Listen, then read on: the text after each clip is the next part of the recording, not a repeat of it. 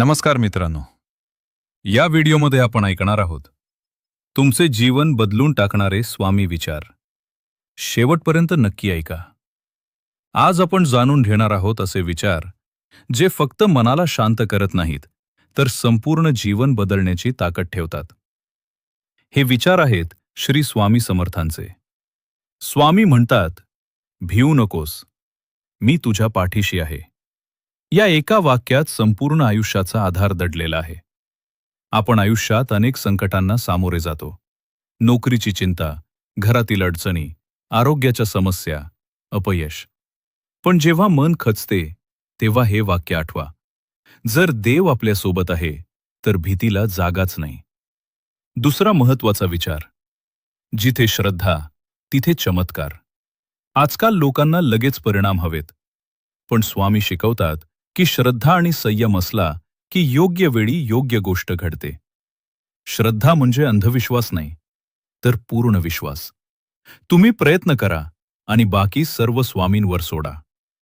तिसरा विचार, मन शांत ठेवा. मन अस्थिर असेल तर निर्णय चुकीचे होतात.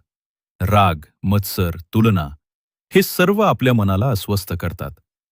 रोज काही मिनिटे नामस्मरण करा, श्री स्वामी समर्थ.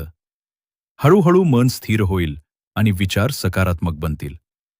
स्वामींचा आणखीन एक संदेश आहे, सेवा आणि सदाचार हेच खरे पूजन. फक्त मंदिरात जाऊन नमस्कार करून उपयोग नाही. खरे पूजन म्हणजे चांगले वर्तन, प्रामाणिकपणा आणि दुसऱ्यांना मदत करणे. तुमच्या कृतीतूनच भक्ती दिसली पाहिजे.